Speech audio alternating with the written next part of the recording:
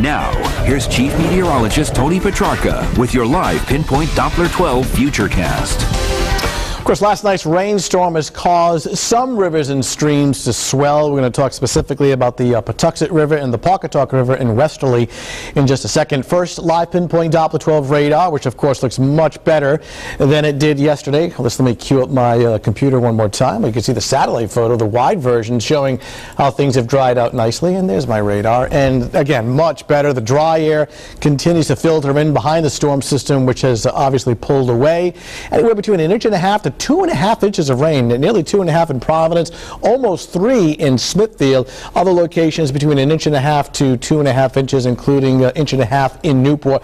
So a lot of rain over a short period of time has caused some local rivers and streams to swell. This is the Patuxent River. I took this picture around 10 o'clock this morning in the West Warwick area. A lot of the woodland areas have been flooded, but as far as any widespread major residential flooding, not the case here. Now, flood stage for the Patuxent is 9 feet. At last check, it's at 10.3, so a little about a foot above flood stage. Expected to crest at 10.5 by tomorrow morning, so any additional rise this evening and overnight would be very slow, and then falling below flood stage by Saturday evening at around 8.9. And also, just in from the Weather Service, the Pawcatuck River in Westerly, flood stage is 7 feet. Right now the gauge is reading 7.5, so just slightly above flood stage at the Pawcatuck River in Westerly, and expected to go below flood stage by tomorrow evening and tomorrow night. So minor flooding anticipated on that river as well. Temperatures now have slipped to the upper 30s in many areas, including 39 here in Providence, Smithfield 36. Most spots will dip down to just below freezing during the overnight hours. Satellite photo shows the clearing skies across New England, so nice and quiet.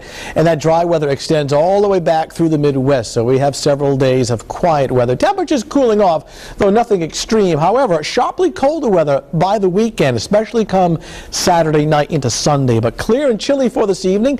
Temperature by midnight at 35, and then late at night dropping down to the upper 20s to low 30s. The wind not nearly as strong as what we had last night and early this morning. Sunshine at the bus stop tomorrow morning. A chilly stop between 7 and 8:30, 29 to 33. And then during the afternoon hours, a nice day. Sunshine mixed with fair weather clouds. Temperature briefly hitting 50 by around 1 o'clock in the afternoon, then cooling back into the upper 30s to 40s by tomorrow evening. 7-day outlook features really very quiet weather, turning a lot colder over the weekend, especially Saturday night into Sunday.